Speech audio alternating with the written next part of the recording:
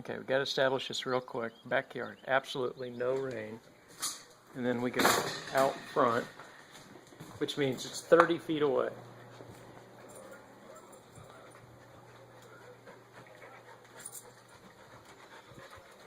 And if you look, it's raining.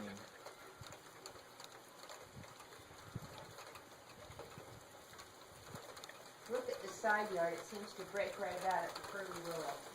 It's like the edge of a cloud, because you can see it on the front porch.